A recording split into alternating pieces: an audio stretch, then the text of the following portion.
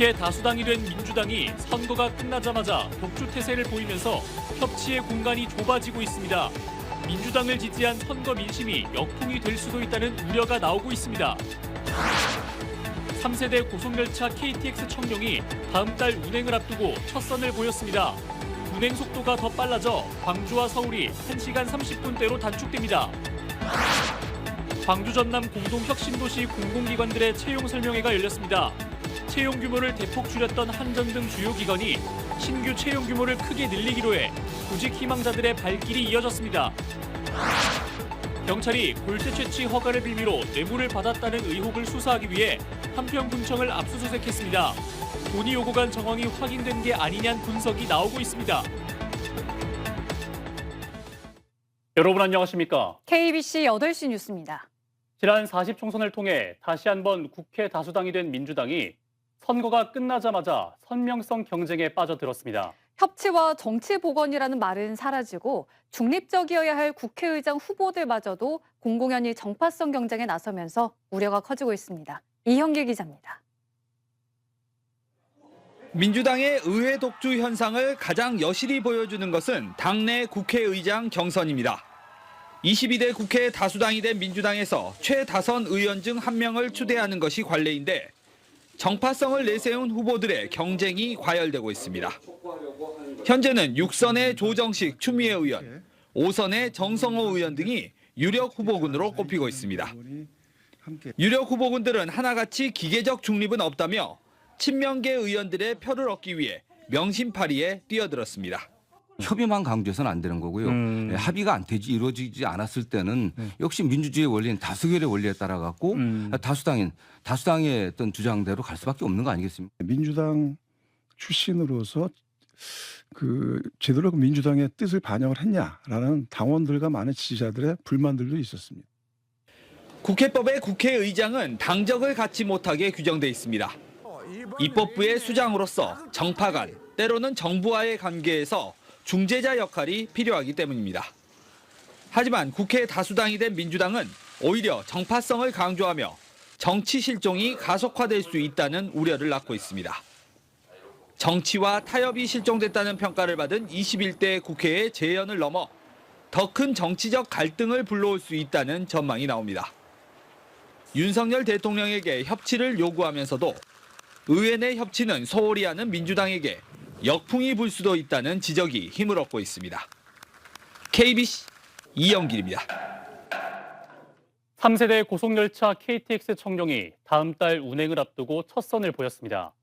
운행 속도가 더 빨라져 광주에서 서울까지 1시간 30분대에 도착할 수 있습니다.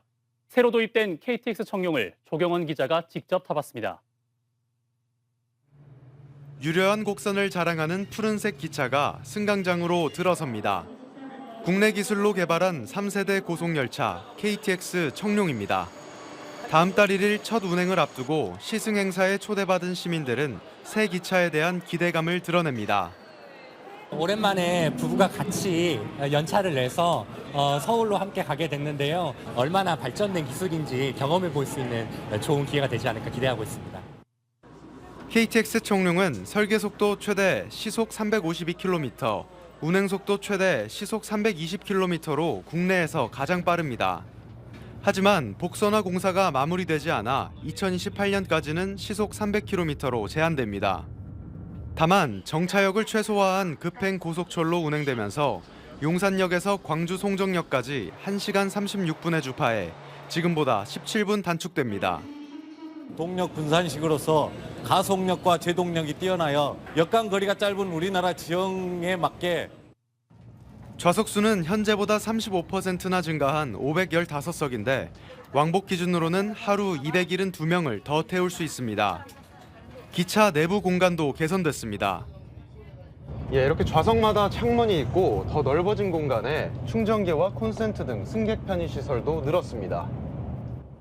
기존 KTX와는 다르게 앞 공간도 넓고 쾌적하고 빨라서 너무 좋아요. 이번에 총 2대가 도입된 KTX 청룡 열차 중 한 대는 다음 달 1일부터 기존 요금으로 주중 호남선 운행을 시작합니다. KBC 조경원입니다. 4년간의 활동을 마친 5.18 민주화운동 진상규명조사위원회가 광주를 찾아 조사 내용을 설명하고 대정부 권고안에 담을 의견을 수렴했습니다. 5월 단체와 시민사회는 위원회가 낸 보고서엔 기존 조사 내용이나 법원 판결보다 후퇴한 내용이 담겨 있다며 전면 수정을 요구했습니다. 신대희 기자입니다. 5.18 진상규명조사위원회가 내놓은 과제별 보고서입니다. 계엄군이 시위대 장갑차에 치여 자위권을 발동했다고 기록돼 있고 군이 집단 발포하기 전에 시민이 무장했다고 기술돼 있습니다. 기존 정부 조사와 법원 판결로 확정된 역사적 사실을 비틀거나 뒤집은 겁니다. 5월 단체는 조사 내용 설명을 위해 광주를 찾은 진상규명위원회를 상대로 강하게 항의했습니다. 보고 그걸 인용했을 때 정말 5.18은 왜곡되거나 폄훼되거나 완전히 잘못될 수 있다는 거죠. 그렇기 때문에 이 잘못된 부분은 어떤 방법으로든지 새롭게 다시 계엄군 장갑차에 사망한 그 권일병 그 사건이나 무기고 피습 사건의 시간 이러한 것이 모두 잘못되어 있거든요. 이걸 종합보고서에서는 정확하게 5.18 진상규명조사위원회를 이끈 송선태 위원장은 개별 보고서가 부실하게 작성됐다는 지적에 머리를 숙였습니다. 6개의 보고서에 대한 우려와 질책이 쏟아졌습니다. 기대에 부응하지 못했고 실망을 시켜드린 점에 대해서 위원회를 책임지고 있는 위원장으로서 우선 사과의 말씀부터 드리겠습니다. 송 위원장은 이어 개별 보고서를 수정하는 것은 현재 법적으로 불가능하다며 종합보고서 작성 과정에서 바로잡겠다고 말했습니다. 또 대정부 권고안에 국가 차원의 추가 조사 필요성을 강조하겠다고 덧붙였습니다. 발포명령과 안매장 등 17개 개별 과제에 대한 조사 경위와 결과, 대정부 권고안을 담은 종합보고서는 오는 6월 대통령과 국회에 제출될 예정입니다. KBC 신대입니다. 제22대 총선 광주 지역구 당선인들이 광주광역시청을 찾아 지역 현안 해결을 다짐했습니다. 광주광역시가 오늘 개최한 국회의원 당선인 환영 행사에는 더불어민주당 소속 당선인 7명이 참석해 인공지능 지적단지 2단계 사업과 미래 모빌리티 선도도시 구축, 군 민간공항 통합 이전 등 지역 현안의 사업을 적극적으로 해결하겠다고 밝혔습니다. 이를 위해 8명의 지역구 의원이 원팀을 이뤄 예산을 확보하고 현안에 대해 한 목소리를 내겠다고 강조했습니다. 전라남도는 어제 강기정 광주광역시장의 플랜 B 발언에 대해 유감을 나타냈습니다. 전라남도는 무안군이 반대하면 이전을 하지 않고 대안을 찾겠다는 광주광역시장의 플랜 B 발언은 무안군의 적극적인 참여를 강조하는 의미로 생각될 수 있지만 공항 이전 문제 해결에는 도움이 되지 않는다며 유감을 표시했습니다. 또 광주시의 진정성과 이전 지역 지원 방안의 구체성에 대해 무안군민들이 이해할 때까지 가슴을 터놓고 대화를 나누길 기대한다며 함께 노력을 다하자고 밝혔습니다. 취업난이 장기화되고 있는 가운데 광주 전남 공동혁신도시 공공기관들의 채용 설명회가 열렸습니다. 특히 채용 규모를 대폭 줄였던 한전 등 주요 기관이 신규 채용 규모를 크게 늘리기로 해 구직 희망자들의 발길이 이어졌습니다. 박성호 기자의 보도입니다. 빛가람 혁신도시 이전 기관의 채용 설명 부스에 구직자들의 발길이 이어집니다. 어떻게 취업 준비를 해야 하는지 묻는 구직자와 성의 있게 대답을 이어가는 인사 담당자의 표정에는 진지함이 묻어납니다. 4학년이다 보니까 취업에 대해 이제 좀 걱정도 많고 우려도 많았는데 되게 쉽게 편하게 접근할 수 있었던 것 같아서 좋은 것 같습니다. 국토교통부와 전라남도, 광주광역시가 함께 마련한 이번 혁신도시 이전 기관 합동 채용 설명회는 한전 등 주요 기관의 채용 규모가 늘면서 지역 대학생들에게 높은 관심을 받았습니다.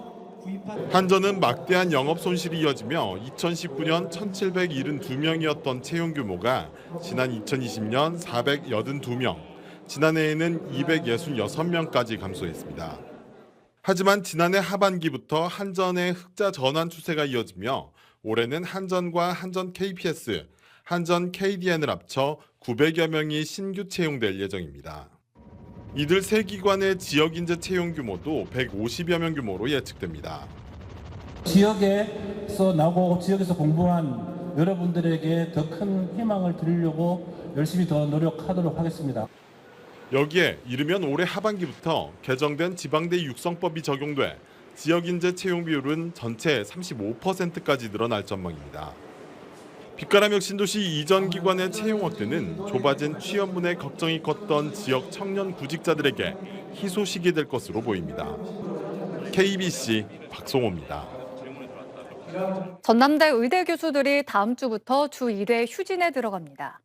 전남대 의대 교수 비상대책위원회는 소속 교수들을 상대로 이틀간 실시한 설문조사 결과 응답자의 82.3%가 주 1회 휴진에 찬성했다며 일주일에 하루를 정해 휴진에 들어가겠다고 밝혔습니다. 외래 진료 중단 등 구체적인 휴진 방식과 일정 등에 대해서는 추가 논의를 진행할 계획입니다. 골재 채취 허가를 빌미로 한평군의 담당 공무원들이 뇌물을 받았다는 의혹에 대해 저희 KBC 광주방송이 지난 1월 말에 보도드렸습니다. 이후 경찰이 한평군에 대해 대대적인 압수수색에 나섰는데요. 특히 인허가 관련 부서를 대상으로 한 것이어서 돈이 오고 간 정황이 확인된 게 아니냐는 분석이 나오고 있습니다. 최용석 기자입니다. 전남경찰청 반부패수사대가 한평군청에 대해 압수수색에 나섰습니다. 골재 채취 허가 과정에서 금품을 주고받았다는 의혹을 확인하기 위해서입니다. 압수수색 대상은 건설행정팀과 도시계획팀, 산림공원과와 안전정책팀 등 4곳으로 3시간 동안 진행됐습니다. 당시 골재 채취 인허가 부서이거나 관련된 공무원들의 부서입니다. 경찰은 금품이 전달된 시기를 전후해 골재 채취 인허가 관련 서류 일체를 확보한 것으로 알려졌습니다. 또 금품을 받은 것으로 의심되는 공무원의 자택도 압수수색이 이루어졌습니다.